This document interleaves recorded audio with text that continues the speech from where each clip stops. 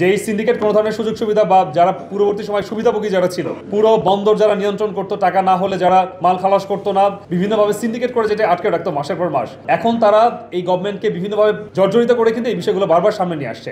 Previous government থাকার সময় metro rail থেকে শুরু করে বড় বড় চুক্তিগুলো কিন্তু হয়েছে এবং কার্যক্রমগুলো কিন্তু সম্পন্ন হয়েছে।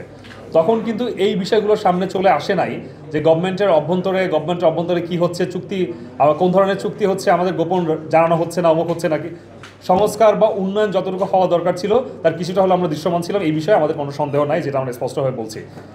মূলত এই গভর্নমেন্ট আসার পরে পরবর্তী সময় থেকে একটা মহল উঠে পড়ে লেগেছে এবং তার সাথে যারা কোনো ধরনের সুযোগ সুবিধা করতে পারছে না, যে এই সিন্ডিকেট কোনো ধরনের সুযোগ সুবিধা বা যারা পূর্ববর্তী সময় সুবিধাভোগী যারা ছিল, পুরো বন্দর যারা নিয়ন্ত্রণ করতো, টাকা না হলে যারা মাল খালাস করতো না, বিভিন্নভাবে সিন্ডিকেট করে যেটা আটকে রাখতো মাসের পর মাস, এই বিষয়গুলো কিন্তু এখন তারা এই গভর্নমেন্টকে বিভিন্নভাবে জর্জরিত করে কিন্তু এই বিষয়গুলো বারবার সামনে নিয়ে আসছে।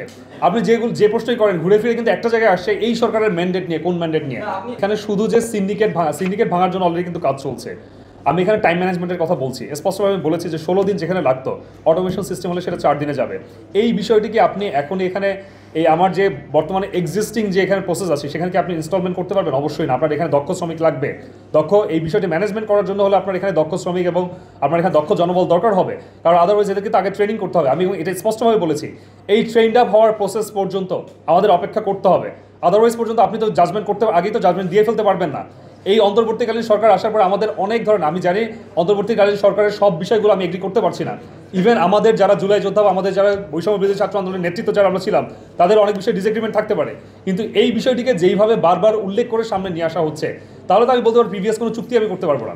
কোনো চুক্তি করতে গেলেই তো সেখানে আমার বলতে হবে যে আমি আমার দেশ বিক্রি হয়ে যাচ্ছে, আমার বন্ধন নিয়ে যাচ্ছে, আমার এটা হচ্ছে। আমি কোনো ধরনের চুক্তি, আপনি যে কথাটি বললেন প্রশাসনিক বিষয়, এই বিষয়টি সম্পূর্ণ টোটালি ডিফারেন্ট একটা ব্যাপার।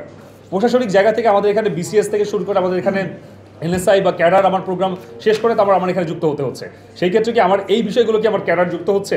যদি সেটি যুক্ত হতে হয় সেই বিষয় নিয়ে আমরা কথা বলবো, কারণ আমি স্পষ্টভাবে একটা কথা আমি বারবার বলছি, আজকে সচেতন নাগরিক আমাদের জায়গা থেকে যেই সংবাদ সম্মেলন আমরা করলাম, এটি আজকেই শেষ হয়ে যাচ্ছে না। আমি কালকে দেখি এই বিষয়গুলোতে কোনো ধরনের কোনো ঘোরপ্যাচ আছে, আমি কালকে এই বিষয়ে আবার কথা বলবো।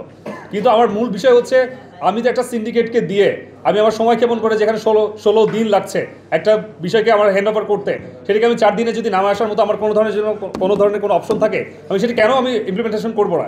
এটাতে সংস্কারের ধারা ছিল, আমরা তো এই বিষয়গুলো চাচ্ছিলাম। আমি আমলাতান্ত্রিক জটিলতার কথা বারবার বলছি। একটা ফাইল মাসের পর মাস, বছর পর বছর ঘুরতে থাকে। কোনো অটোমেশনের মাধ্যমে যদি আমি সেটা ইজিলি করা সম্ভব হয়, আমার যদি জনদুর্ভোগ কমানো সম্ভব হয়, সেটা নিয়ে আমি কেন কথা বলবো না? আমি অবশ্যই বলবো। দেশে দেশে সবার সাথে দ্য নিউজ।